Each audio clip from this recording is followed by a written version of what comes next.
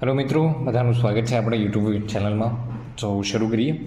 તો જેમ કે આપણે આગલા લેક્ચરમાં શીખ્યા હતા કે કોઈ પણ ઇવેન્ટ છે તો એનું માર્કેટ ઉપર કેવી રીતે રિએક્શન્સ આવી શકે અને બધી જ ઇવેન્ટને એકદમ સરસ રીતે સમજાતા કે એવી ઇવેન્ટો સમજાતા જેની ઇફેક્ટ માર્કેટ ઉપર આવી શકે. રાઈટ, હવે આજના લેક્ચરમાં આપણે શરૂ કરીશું કે ટ્રેડિંગ રિલેટેડ જે પણ કન્સેપ્ટ છે એ શીખવાનું. રાઈટ, તો આપણે હવે ફ્યુચર અને ઓપ્શન સમજવાનું શરૂ કરીશું. તો જુઓ, જેમ કે આપણને ખબર જ છે કે જ્યારે પણ આપણે સ્ટોક માર્કેટ વિશે ચર્ચા કરતા હોઈએ ત્યારે સૌથી પહેલાં જુઓ, સ્ટોક માર્કેટમાં કોણ હોય છે? Market participant. Right, market participant શું કરશે? એક પોતાનો પોઈન્ટ ઓફ વ્યૂ બિલ્ડ કરશે. અને પોઈન્ટ ઓફ વ્યૂ કેવી રીતે બિલ્ડ કરશે? તો પોઈન્ટ ઓફ વ્યૂ એના બેઝડ ઓન એમના નોલેજ ઉપર કાં તો કોઈ ટિપ્સ ઉપર, કોઈ પણ બેઝ ઉપર એમને એક પોઈન્ટ ઓફ વ્યૂ ડેવલપ કરી લીધો છે. એ પોઈન્ટ ઓફ વ્યૂ ઇમ્પોર્ટન્ટ છે. કેમ કે પોઈન્ટ ઓફ વ્યૂ બનાવ્યા વગર કોઈ પણ માર્કેટમાં પાર્ટિસિપેટ કરશે નહીં. એટલે કે જ્યારે પણ કોઈ પણ માર્કેટ પાર્ટિસિપન્ટ માર્કેટમાં આવે છે તો સૌથી પહેલું કામ એનું શું હોવું જોઈએ કે પોઈન્ટ ઓફ વ્યૂ બિલ્ડ કરશે. હવે પોઈન્ટ ઓફ વ્યૂ શેની ઉપર બિલ્ડ કરી શકે? તો કોઈ પણ સ્ટોક ઉપર બિલ્ડ કરી શકે છે, કોઈ પણ ઇન્ડેક્સ ઉપર બિલ્ડ કરી શકે, કમોડિટી ઉપર પણ બિલ્ડ કરી શકે, યા તો કોઈ પણ કરન્સી યાની કે કોઈ પણ એસેટ ક્લાસ ઉપર એ પોતાનો એક પોઈન્ટ ઓફ વ્યૂ બિલ્ડ કરી શકે. રાઈટ, એક વખત પોઈન્ટ ઓફ વ્યૂ બનાવ્યા પછી અને શું કરવું પડશે? સ્ટોક માર્કેટમાં એ શું કરવા જશે? ટ્રેડ કરવા જશે ડેફિનેટલી. યાની કે એક પોઈન્ટ ઓફ વ્યૂ બનાવી લીધો છે તો એને ટ્રેડ પણ કરવું પડશે. બેઠા બેઠા તો પ્રોફિટ થશે નહીં, એટલે એને શું કરવું પડશે? સ્ટોક માર્કેટમાં ટ્રેડ કરવું પડશે. હવે આ પોઈન્ટ ઓફ વ્યૂને ટ્રેડ કરવા માટે તમારી જોડે ઇનફ ફાઇનાન્શિયલ ઇન્સ્ટ્રુમેન્ટનું નોલેજ હોવું જોઈએ. શું હોવું જોઈએ? ફાઇનાન્શિયલ ઇન્સ્ટ્રુમેન્ટનું નોલેજ. હવે આ ફાઇનાન્શિયલ ઇન્સ્ટ્રુમેન્ટ શું છે? તો એવા ફાઇનાન્શિયલ સાધનો છે કે જેનો આપણે યુઝ કરીશું. શેના માટે?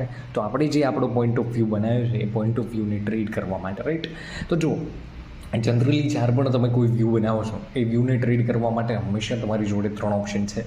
પહેલું છે સ્પોટ માર્કેટ, ફ્યુચર માર્કેટ અને ઓપ્શન માર્કેટ. યાની માર્કેટમાં હંમેશા તમારી જોડે 3 ઓપ્શન્સ અવેલેબલ છે કે જ્યારે પણ તમે કોઈ પણ એસેટ ક્લાસ ઉપર તમારો વ્યૂ બનાવો છો તો મેજરલી તમારી જોડે સ્પોટ માર્કેટ અવેલેબલ છે, ફ્યુચર માર્કેટ અવેલેબલ છે અને ઓપ્શન્સ માર્કેટ અવેલેબલ છે. એટલે કે આપણે એક સરસ એક્ઝામ્પલના થ્રુ સમજીએ કે આ શું છે ફાઇનાન્શિયલ ઇન્સ્ટ્રુમેન્ટ.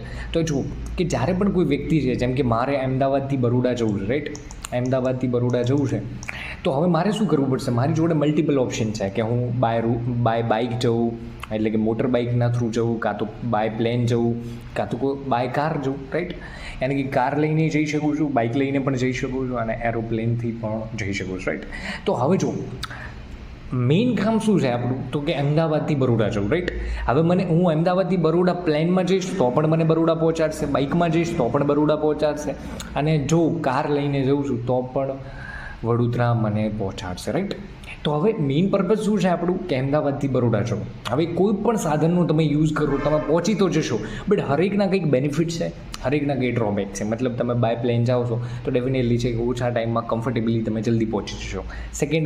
સેકન્ડ કારમાં જશો તો બાઇક કરતાં કમ્ફર્ટેબલી તમે પહોંચી જશો અને બાઇકમાં જાઓ છો તો તમારે ઘણું બધું હેરાન થઈને જવું પડશે. એવી જ રીતે મેઇન કામ શું હતું અહીંયાથી? અમદાવાદથી બરોડા જવું. તો એવી જ રીતે સ્ટોક માર્કેટમાં ધારો કે તમે કોઈ વ્યૂ બનાવ્યો છે, જેમ કે તમને લાગે છે કે રિલાયન્સ અત્યારે 2000 રૂપિયા ઉપર ટ્રેડ કરી રહ્યો છે તો 2000થી આના ભાવ વધશે અને 3000 જશે. તો આ જે 1000 પોઈન્ટનો મુવમેન્ટ આવવાની છે, યાની કે 2000થી 1000 રૂપિયા ભાવ વધવાનો છે, એ બેનિફિટ લેવા માટે તમે સ્પોટ માર્કેટનો પણ યુઝ કરી શકો છો, ફ્યુચર માર્કેટનો પણ યુઝ કરી શકો છો અને ઓપ્શન્સ માર્કેટનો પણ યુઝ કરી શકો છો. રાઈટ, તો હવે આને સમજવા માટે શું કરવું પડશે? હરેક ફાઇનાન્શિયલ ઇન્સ્ટ્રુમેન્ટને સમજવું પડશે. યાની કે સ્પોટ માર્કેટને સમજવું પડશે, ફ્યુચર માર્કેટને સમજવું પડશે અને ઓપ્શન માર્કેટને સમજવું પડશે. એક વખત આ ઇન્સ્ટ્રુમેન્ટને આપણે સમજી જઈશું પછી સરસ રીતે આપણે આપણા પોઈન્ટ ઓફ વ્યૂને શું કરીશું? ટ્રેડ કરીશું. તો આપણા પોઈન્ટ ઓફ વ્યૂને ટ્રેડ કરવા માટે સ્ટોક માર્કેટમાં શું હોવું જોઈએ? ફાઇનાન્શિયલ ઇન્સ્ટ્રુમેન્ટનું નોલેજ હોવું જોઈએ. તો આપણે શરૂ કરીએ આપણા ફ્યુચર માર્કેટથી. તો ફ્યુચર માર્કેટને સમજતા પહેલાં આપણે શું કરીશું કે ફ્યુચર માર્કેટને સમજતા પહેલાં આપણે ફોરવર્ડ માર્કેટ સમજીશું. હવે ફોરવર્ડ માર્કેટ શું છે? તો ફોરવર્ડ માર્કેટનું એક સરસ એક્ઝામ્પલ આપું. જેમ કે આજથી ઘણા સમય પહેલાં તમે જેમ કે નામ સાંભળ્યું હશે કૌતલ્યા, જેમણે અર્થશાસ્ત્રની રચના કરી કે કોઈ પણ દેશની અર્થવ્યવસ્થા કેવી રીતે ચલાવવી એની રચના કોણે કરી? ઘણી બધી એમણે પોલિસી આપી. તો કોણે આપી? તો કૌટિલ્ય. રાઈટ, હવે એમણે શું કર્યું? એમને એ ટાઈમે એક પ્રોબ્લેમ દેખાતો હતો કે જે ખેડૂતો હતા એમની જે રસ હતો ખેતી કરવામાં એ ઉઠી જતો. મતલબ ખેડૂતો હતા એ પોતાનો ધંધો છોડી યાની કે ખેતી છોડી અને બીજા વેપારી પ્રવૃત્તિઓમાં જોડાવા લાગ્યા. એટલે કે ખેડૂતોનો રસ બહુ જ ઓછો થવા લાગ્યો ખેતી કરવામાં. તો એમણે શું કર્યું કે એના પાછળનું કારણ શું હતું? તો સિમ્પલ કારણ એ હતું કે જ્યારે પણ ખેડૂતો પોતાનો પાક તૈયાર કરીને જાય તો એમને સરખા ભાવ માર્કેટમાં મળતા ન હતા, યાની કે જેટલી કોસ્ટમાં એ ઉગાડતા એના કરતાં ઓછો ભાવ પડી જતો, મતલબ ભાવ ઘટી જતા, જેના કારણે ખેડૂતોને નુકસાન થતું. તો એમણે શું કર્યું? કૌશલ્યાએ એક પ્રાઇઝિંગ મિકેનિઝમ બનાવી, મતલબ કે ખેડૂતોનો રસ માર્કેટમાં જળવાઈ રહે, ખેતીમાં જળવાઈ રહે, એના માટે શું કરશે એ લોકો? કૌશલ્યાએ શું કર્યું? એક સરસ પ્રાઇઝિંગ મિકેનિઝમ બનાવી, યાની કે વેપારી અને ખેડૂત બંનેને શું કર્યું? બંને જોડે એક કોન્ટ્રાક્ટ કરી લીધો. યાની કે વેપારી અને ખેડૂતે શું કર્યું કે ખેડૂત વેપારીને જઈને કહે છે કે ભાઈ આજથી 4 મહિના પછી, અત્યારે હું બટાટા વાવી રહ્યા છું, ધારો કે એક્ઝામ્પલ છે કે બટેકા વાવું છું, તો આજથી 4 મહિના પછી એ બટેટા હું તારી જોડે લઈને આવીશ અને અત્યારે જેમ કરંટ ભાવ ચાલશે આપણે બંને ફિક્સ કરી લઈએ કે કયા ભાવ ઉપર તું ખરીદીશ. તો વેપારી કહે છે કે ઓકે 1 કિલો હું તમને આ ભાવ ઉપર આપીશ. તો બંને પોતાની સહેમતીથી એક ભાવ નક્કી કરે છે. એ ભાવ ઉપર શું કરશે? વેપારી બટેકા ખરીદશે કોની જોડે? ખેડૂત જોડે. હવે ભલે એ ટાઈમે માર્કેટમાં ગમે તે રેટ ચાલતો હોય, યાની કે એ ટાઈમે માર્કેટમાં જે રેટ ફિક્સ હોય એના કરતાં વધારે ચાલતો હોય કે ઓછો ચાલતો હોય કોઈ ફરક પડતો નથી. કોન્ટ્રાક્ટ કયા પ્રાઇસ ઉપર જો બંને વચ્ચે નિર્ધારિત કિંમત થઈ એક, એ નિર્ધારિત કિંમત ઉપર જ આજથી ફ્યુચરમાં એટલે કે ભવિષ્યમાં 4 મહિના પછી શું કરશે? ખેડૂત વેપારીને માલ આપશે અને એના બદલામાં વેપારી શું કરશે? જે નક્કી થયો છે એ ભાવ ઉપર એના પૈસા આપશે. તો આ એક કોન્ટ્રાક્ટ થયો, જેના કારણે શું થયું? ખેડૂતને પોતાનો ઇન્ટરેસ્ટ જળવાઈ રહ્યો, મતલબ એને જે કોસ્ટમાં ઉગાડ્યું હતું એના કરતાં તો એને ખબર જ છે કે કંઈક ને કંઈક સારો થોડો ઘણો નફો થશે, ભલે માર્કેટમાં ગમે તે ભાવ ચાલતો હોય, રાઈટ? અત્યારે પણ આ ફોરવર્ડ, જેને આને શું કહીશું? આ સિસ્ટમને આપણે ફોરવર્ડ કોન્ટ્રાક્ટ કહીશું. એટલે કે સામેવાળી બંને પાર્ટીએ શું કરી લીધું? કોન્ટ્રાક્ટ કરી લીધો. કેમ કોન્ટ્રાક્ટ કરી લીધો? તાકી આજથી 4 મહિના પછી ભાવ વધારે હોય કે ઓછો હોય, ગમે તે કેસમાં નુકસાન ના થાય, રાઈટ? ફોરવર્ડ એક્ઝામ્પલનું આપણે બીજું એક્ઝામ્પલ લઈએ. સરસ, જો એક્ઝામ્પલના થ્રુ આપણે સરસ કન્સેપ્ટ સમજીશું કે જેમ કે એક જ્વેલર છે અને એક ગોલ્ડ ડીલર છે. હવે જ્વેલર તમને ખબર છે, જ્વેલરનું કામ શું છે? જ્વેલરી ડિઝાઇન કરવી. ગોલ્ડ ડીલરનું કામ શું છે? કે જ્યારે પણ જે જ્વેલરી ડિઝાઇન કરવી છે તો એના માટે શું જોઈશે? ગોલ્ડ જોઈશે. તો ગોલ્ડ કોની જોડે લાવશે? તો ગોલ્ડ ડીલર જોડે, રાઈટ? તો જ્વેલર શું કહે છે? જ્વેલરનો એવો વ્યૂ હતો કે આજથી 3 મહિના પછી શું થશે કે ગોલ્ડનો રેટ વધી જશે. એટલે કે અત્યારે પર ગ્રામ 2450 રૂપિયા ચાલે છે, એ પોસિબલ છે 2800 રૂપિયા જતું રહે, યાની કે ગોલ્ડનો રેટ વધી જશે. એવો કોનો વ્યૂ હતો? જ્વેલરનો, રાઈટ? એવી જ રીતે ગોલ્ડ ડીલરનો વ્યૂ હતો, એને એવું લાગતું હતું કે ગોલ્ડના ભાવ ઘટશે. અત્યારે 2450 રૂપિયા ચાલે છે પર ગ્રામ, તો એ ભાવ ઘટી અને ક્યાં પહોંચી જશે? 2000 રૂપિયા ઉપર ભાવ પહોંચી જશે. હરેક વ્યક્તિના પોઈન્ટ ઓફ વ્યૂ છે અને હરેક વ્યક્તિના પોઈન્ટ ઓફ વ્યૂ અલગ અલગ હોય. તો જ્વેલરનો વ્યૂ હતો, એને એવું લાગતું હતું ભાવ વધી જશે 3 મહિના પછી. એટલે કે અત્યારે માર્કેટમાં જે ગોલ્ડનો ભાવ છે એ ઓછો છે, કેમ કે ભવિષ્યમાં ભાવ વધવાનો. અને ગોલ્ડ ડીલરને કેવું લાગતું હતું? તો કે એને લાગતું હતું ભાવ ઘટશે. હવે શું થાય છે? બંને એક કોન્ટ્રાક્ટ કરી લે છે. એટલે કે જ્વેલર ગોલ્ડ ડીલરને જઈને કહે છે કે ભાઈ આજથી 3 મહિના પછી તારે મને શું આપવાનું? સોનું આપવાનું. કે કેટલું સોનું આપવાનું? કે 15 કિલોગ્રામ મારે સોનું જોઈએ, 15 kg ગોલ્ડ જોઈએ. તો કે કયા ભાવ ઉપર? કે અત્યારે કરંટ માર્કેટ ભાવ જેટલો ચાલે છે કે 2450 રૂપિયા પર ગ્રામ ચાલે. એટલે શું? સાંભળો શાંતિથી. એને શું કીધું જ્વેલરે? કે આજથી 3 મહિના પછી મારે 15 કિલો સોનું જોઈએ છે. કયા ભાવ ઉપર? અત્યારે જે માર્કેટમાં ભાવ ચાલે છે એ ભાવ ઉપર. કેટલો ચાલે છે? કે 2450 રૂપિયા. હવે ગોલ્ડ ડીલરને તો એવું લાગતું હતું કે ભાઈ લાય ને, અત્યારે તો વધારે ભાવ ચાલે છે, 3 મહિના પછી ભાવ ઘટી જશે, એટલે સસ્તા ભાવમાં ખરીદી અને મોંઘા ભાવે આને વેચી નાખીશ. એટલે બંને શું કરી દે છે? કોન્ટ્રાક્ટ કરી લે. હવે જો કોન્ટ્રાક્ટની વેલ્યુ શું થયું? 1 ગ્રામ 2450 રૂપિયા થયા, મતલબ 1 કિલોગ્રામ કેટલામાં પડશે? 24 લાખ રૂપિયામાં પડશે, 24,50,000માં. તો 15 kg ગોલ્ડ કેટલામાં પડે? 3.67 CRમાં પડે, એટલે કે 3.5-4 કરોડમાં પડે, રાઈટ? તો આ કોન્ટ્રાક્ટની વેલ્યુ થઈ ગઈ. મતલબ આટલો કોન્ટ્રાક્ટ શું કરશે? જ્વેલર એને પે કરશે. કોને? ગોલ્ડ ડીલરને. અને એના બદલામાં ગોલ્ડ ડીલર શું આપશે? તો 15 kg ગોલ્ડ આપશે. હવે બંને પોતાના વ્યૂ બનાવી દીધા છે. વ્યૂ બનાવ્યા પછી શું કરશે? સિમ્પલ 3 જ પોસિબલ વસ્તુ હોઈ શકે. 3 મહિના પછી કાં તો સોનાના ભાવ વધી જશે, કાં તો સોનાના ભાવ ઘટી જશે, કાં તો એના એ જ રહેશે. હવે તમે વિચારો કે જો સોનાના ભાવ વધી ગયા, યાની કે 2450 રૂપિયાથી સીધા 3000 ભાવ પહોંચી ગયો, તો શું થશે? હવે શું થશે? જ્વેલર જઈને કહેશે કે ગોલ્ડ ડીલરને કે ભાઈ લાય, આપણે કોન્ટ્રાક્ટ થયો તો તારે 2450 રૂપિયાના ભાવથી મને આપવાનું છે સોનું. હવે ગોલ્ડ ડીલર શું કરશે? સૌથી પહેલાં માર્કેટમાં જઈ 3000 રૂપિયા ઉપર ભાવ ખરીદી અને તમને 2450 રૂપિયાના ભાવે ડિલિવરી આપશે. મતલબ એનું નુકસાન કરશે. કેમ કે માર્કેટમાં જે અત્યારે ભાવ કરંટ ચાલે છે એ મોંઘો ભાવ ચાલે છે. એ ભાવ ઉપર ખરીદી અને સસ્તા ભાવે જ્વેલરને આપવું પડશે. કેમ કે કોન્ટ્રાક્ટ કર્યો હતો. બરાબર. એના કારણે શું થયું, ગોલ્ડ ડીલરનું નુકસાન થયું. જ્વેલરનો શું ફાયદો થઈ ગયો કે ભાઈ માર્કેટમાં તો અત્યારે 3,000ના ભાવે સોનું મળે છે, પણ કોન્ટ્રાક્ટના કારણે આપણને સસ્તા ભાવમાં 15 કિલો સોનું મળી ગયું, એટલે જ્વેલરનો શું થઈ ગયો, ફાયદો થઈ ગયો.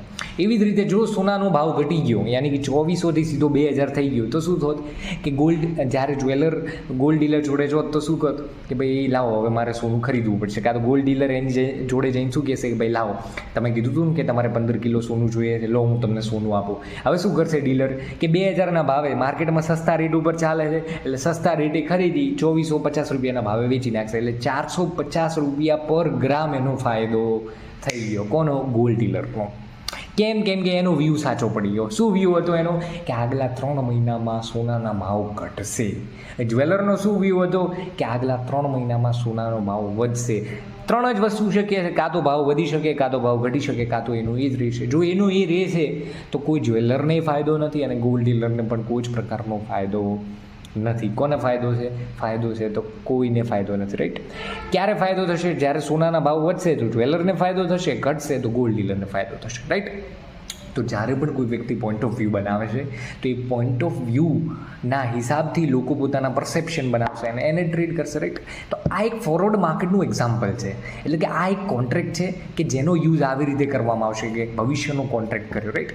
હવે આમાં કેવી રીતે સેટલમેન્ટ થતું હોય છે? ફિઝિકલ સેટલમેન્ટ થાય, કાં તો કેશ સેટલમેન્ટ. મતલબ કે જ્વેલર જેવો સોનાનો ભાવ વધ્યો એટલે જ્વેલર ગોલ્ડ ડીલર જોડે જઈને કહેશે કે લાય ભાઈ હવે તારે મને 2450 રૂપિયાના ભાવે સોનું આપવાનું છે. તો હવે ગોલ્ડ ડીલર જોડે બે ઓપ્શન છે કે પહેલાં તો સૌથી પહેલાં માર્કેટમાં જાય, અહીંયાથી સોનું ખરીદે, સોનું ખરીદી જ્વેલરને આપે 2450 રૂપિયાના હિસાબથી અને પોતાનું નુકસાન કરાવે. જ્વેલર એના બદલામાં પૈસા આપે. એના કરતાં સિમ્પલ છે. આને કહેવાય ફિઝિકલ સેટલમેન્ટ કરો. મતલબ ગોલ્ડ ડીલર સોનું આલશે, પેલો એના બદલામાં પૈસા આપશે. આને ફિઝિકલ સેટલમેન્ટ કહેવાય. બટ એની જગ્યાએ સીધું કેશમાં સેટલમેન્ટ કરી દો.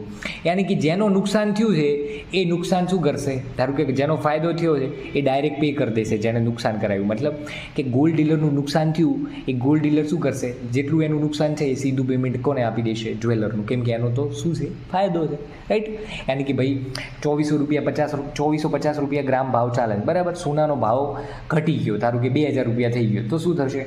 તો હવે ગોલ્ડ ડીલર કોની જોડે જશે? જ્વેલર જોડે કે ભાઈ લાય ચા, એણે 2000 રૂપિયા ઉપર ખરીદ્યું અને 2450 રૂપિયા ઉપર પેલું આપ્યું, એટલે 450 રૂપિયા પર ગ્રામ ફાયદો થઈ ગયો. તો 450 રૂપિયા પર ગ્રામ એવી રીતે 15 kgમાં જેટલો એનો ફાયદો થયો એ ડાયરેક્ટ જ્વેલર જોડે લઈ લેશે. આને શું કહેવાય? કેશમાં સેટલમેન્ટ કરી દીધું. એટલે કે કોઈ ડિલિવરી આપી નથી. સિમ્પલ. તો આ છે ફોરવર્ડ માર્કેટ. હવે જો ફોરવર્ડ માર્કેટ અને ફ્યુચર માર્કેટ સેમ જ છે, પણ ફોરવર્ડ માર્કેટમાં થોડી ઇમ્પ્રુવમેન્ટ કરી અને શું કરવામાં આવ્યું? ફ્યુચર કોન્ટ્રાક્ટને ડિઝાઇન કરવામાં આવ્યો. તો ફ્યુચર કોન્ટ્રાક્ટને સમજતા પહેલાં ફોરવર્ડ કોન્ટ્રાક્ટ સમજવો જરૂરી છે. જેમ કે આપણે થોડી ઝલક સમજ્યા. હવે ફોરવર્ડ કોન્ટ્રાક્ટમાં કેવું હતું ખબર? ઘણા બધા પ્રોબ્લેમ હતા. જેમ કે લિક્વિડિટી, યાની કે ઇઝીલી બાયર સેલર નહોતો મળતો. મતલબ મારે કોન્ટ્રાક્ટ તો કરવો છે, જેમ કે જ્વેલરને કોન્ટ્રાક્ટ કરવો હતો, પણ સામેવાળો કોઈ અગેન્સ્ટ કાઉન્ટર પાર્ટી મળે ના. તો મતલબ કે મારે કોન્ટ્રાક્ટ કરવો છે, મને લાગે છે કે સોનાના ભાવ વધશે, તો કોઈક એવો વ્યક્તિ પકડવો જરૂરી છે કે જેને એવું લાગતું હોય કે સોનાના ભાવ ઘટશે અને જે કોન્ટ્રાક્ટ કરે. એટલે કે ઇઝીલી બાયર સેલર મળતો ન હતો.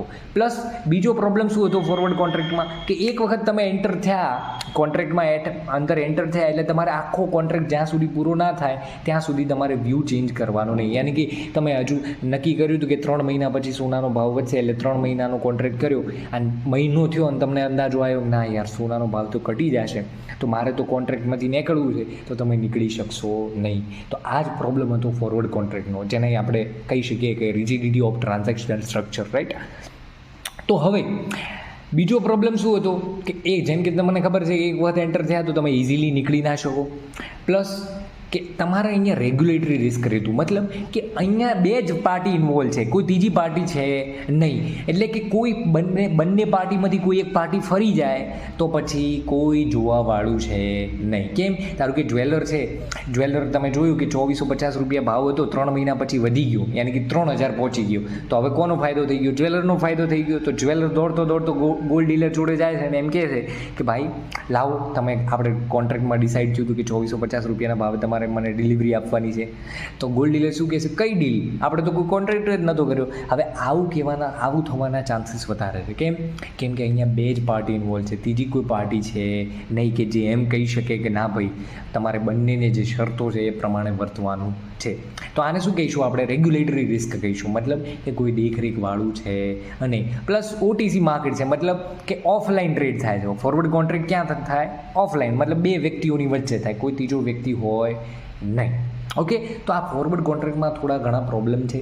એ પ્રોબ્લેમ સોલ્વ કરીને જ ફ્યુચર કોન્ટ્રાક્ટને એવી સરસ રીતે ડિઝાઇન કરવામાં આવ્યો કે જેના કારણે ફ્યુચર કોન્ટ્રાક્ટ સરસ રીતે આપણે શેમાં ટ્રેડ કરીએ છીએ, સ્ટોક માર્કેટમાં. હવે ફ્યુચર કોન્ટ્રાક્ટ શું છે એ આપણે નેક્સ્ટ લેક્ચરમાં સમજીશું, નેક્સ્ટ વિડીયોમાં, રાઈટ. બટ ફોરવર્ડ કોન્ટ્રાક્ટ શું છે એ તમારે સમજવું જરૂરી છે, રાઈટ. તો આ એક્ઝામ્પલના થ્રુ આપણે સમજ્યા, થોડો માઇન્ડમાં કન્સેપ્ટ ક્લિયર થયો હશે કે ફોરવર્ડ કોન્ટ્રાક્ટ એક્ઝેક્ટલી છે શું, કેવી રીતે કામ કરે છે. એને જ આપણે ફ્યુચર કોન્ટ્રાક્ટ આમાંથી જ ઇમ્પ્રુવમેન્ટ કરીને ફ્યુચર કોન્ટ્રાક્ટ ડિઝાઇન કર્યો છે. અને એ જ ફ્યુચર કોન્ટ્રાક્ટનો આપણે યુઝ કરીશું શેમાં, જ્યારે પણ આપણે પોઈન્ટ ઓફ વ્યૂ બનાવીશું એ પોઈન્ટ ઓફ વ્યૂને ટ્રેડ કરવા માટે આપણે શું કરીશું, ફ્યુચર કોન્ટ્રાક્ટનો યુઝ કરીશું. તો ફ્યુચર કોન્ટ્રાક્ટ શું છે એ બધું આપણે નેક્સ્ટ લેક્ચરમાં સમજીશું. તો મળીએ નેક્સ્ટ વિડીયોમાં. જય હિન્દ, જય ભારત.